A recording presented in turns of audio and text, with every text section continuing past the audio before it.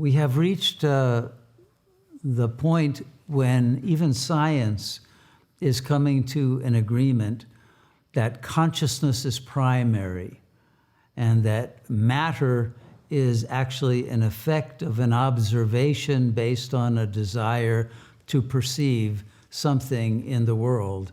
And that desire will turn a wave into a particle, for example, so it can be perceived, right? The famous double-slit experiment of quantum physics.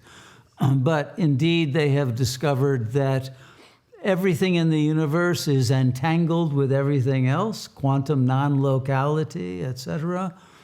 And many of the most avant-garde physicists are saying even space and time are not primary, but they are artifacts of consciousness, and that consciousness is actually all-pervading, and we abide in an ocean of consciousness. And what is an apparent cosmos or universe of material objects are simply temporarily collapsed quantum wave functions that produce the appearance of objects that seem to have mass but don't really, but thanks to the Higgs field, they have that appearance. But everything ultimately comes from and returns to this ocean of light. And the world is frozen light, but everything that is temporarily frozen also thaws out and dissolves back into the ocean. So that ocean of consciousness, because it's all pervading and it assumes all of the forms of everything and every being in the universe, actually is our own essential nature. We are nothing but that ocean of intelligent, luminous consciousness. That's what we all are. There is nothing outside of it. There is nothing else than that. There is no multiplicity, because the multiplicity is actually the unity disguising itself as such for the purpose of play and for the purpose of presenting a cosmic drama in the last act of which the God self will be revealed. This is what the Christians call revelation and redemption, but it is present in every religious tradition and every spiritual lineage of teaching. But here it is elaborated in its most precise form, that each of us is not only a manifestation of an aspect of God, but we contain a holon in which the entirety is holographically contained in the particle of the point of light that constitutes the center of our own individual mind, right? So that mind, when you let go of its boundaries of identification with the body or with certain attitudes, traits, beliefs about who you are and what the world is like, when you let all of that fall away, then the infinite nature of that consciousness that you are reveals itself. You become one with the ocean, and you realize non-duality. We are all one. Okay? And that is the ultimate fulfillment of life, to have that realization and liberation from the suffering of being an individual in a world full of conflicts and resistances, etc. When you reach that state of consciousness, you realize the perfection of the entire theodramatic procession of events. And because God is the 0 point, everything in the world is both symbolic and mathematical. But the math of the world equation, you could say, works out to 0. Okay? And what that means in practical terms is that the world begins, and it's circular, but the world begins with almost total purity, goodness, magic, divine beings, a complete, wondrous adventures of cosmic life that are remembered later as the time of the gods, right? With the Golden Age or Sat Yoga. So the world is almost entirely good, beautiful, pure, and wise and divine in the beginning. And at the end, it's almost entirely dark, evil, filled with suffering, filled with horror of every kind, filled with every kind of conflict, war, and destructiveness. But the two, when they are added together, come to zero. Okay? And most of the world prior to this final period of existence, which we call Kali Yuga, the final of 4 long ages, which is the only age known to the history that we are taught in school.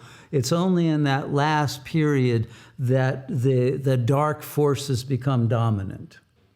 Until we have today, they have hegemony over the world and are threatening to bring the ultimate nuclear conflagration, right? And we are in a very precarious moment in time. But it's also the most auspicious moment because it's the moment of that return of God consciousness to the world. And what Teilhard de Chardin, the Catholic philosopher and what was a paleontologist, came up with, the idea that we are heading toward the omega point. And that is the point of the culmination of our existence and the end of the world as we know it, but the beginning of the kingdom of heaven, the kingdom of God consciousness returning. And we are very close to that point. And as we get closer to it, the energy field of the divine presence is becoming more palpable in the world. And gradually the light of the presence of God, which is all-pervading always, but will become more present to us as our own third eye opens and we are able to perceive directly those more subtle levels of information and energy than the physical eyes can see. And the world itself will, from the perspective of all whose third eye will be opened, will enter the rapture and will enter the state of grace and will enter into the totality of the ocean of divine light, and in which that non-duality is, in fact, directly realized without the obscuring veil of apparent multiplicity. And then from that luminous intelligence, a new world will be dreamed into manifestation. And the suffering that is current now will end, no memory of it will continue, and a new world of the gods and goddesses who are avatars of that supreme consciousness will again begin a new divine drama, but in a state of bliss and beauty and limitless magical powers that consciousness will return to us. Powers that are inherent to us, but that have atrophied because we have become materialistic and dependent on technology for the miracles rather than our own capacity to produce them directly. So there was a time, the further back we go in history, when we had more powers of telepathy, remote viewing, powers to transmit healing, powers even of bilocation, so that our bodies could be perceived in more than one place at a time, and various other miraculous powers that will all be returned to us as we shed the karma and the baggage and bondage of ego consciousness. So this is the time of transfiguration for those who are awake and aware and willing to go through the rite of passage to divinization, let us say, or to return to our divine nature without a veil over it.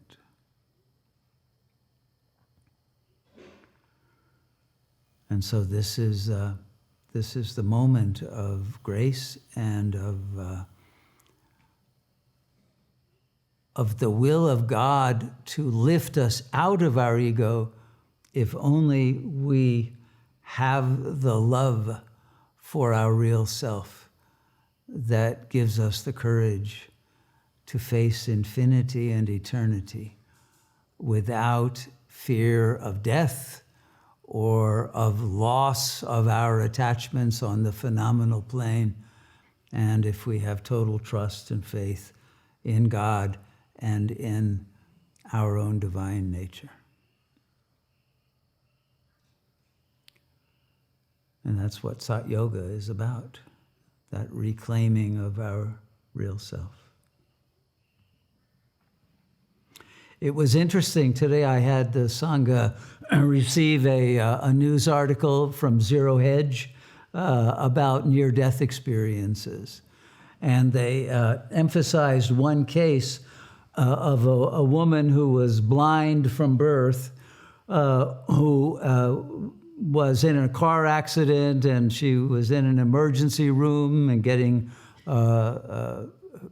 treatment, but she was she went out of body. She was under general anesthesia, I believe, and she went out of body, and suddenly she was floating above her body in the room and could see everything.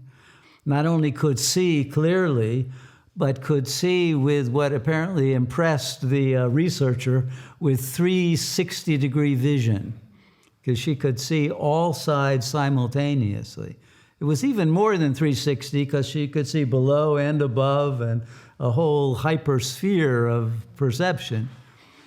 Now, I imagine if she had gone even higher into a near-death experience, she would have perceived even many different levels of consciousness, including angelic realms and realms of the bardos that are in between our phenomenal dense state and the subtlest state of supreme light. But what it brought to mind was that when we reach Shiva consciousness, by changing our perception of time from chronos time, which is linear and seems to be moving from a past to a future, and realizing that that itself is a 360-degree circle, if we take the radius of that circle and we recognize that this very moment is eternal, and we can be fully present in this moment, not just with the sliver of our consciousness that is present in this chronological moment, but if we take that, what is called kairos time, link to the very center of being, which is known as the ion, we will reach 360-degree perception of all of time and all of space simultaneously. And that is the throne of God. And it's that level of consciousness that is omniscient, omnipresent, and omnipotent. It's this level of consciousness to which we originally pertain and to which we are now able to return. The portal is open for those who dare recklessly to reach the center of our being. and abide there. And then all is given, all is revealed, all is unfolded of the infinite knowledge that is employed by God, consciousness, to create the effect of a cosmos. So, I hope that answers your question, and maybe raises a few more, but it's what happens.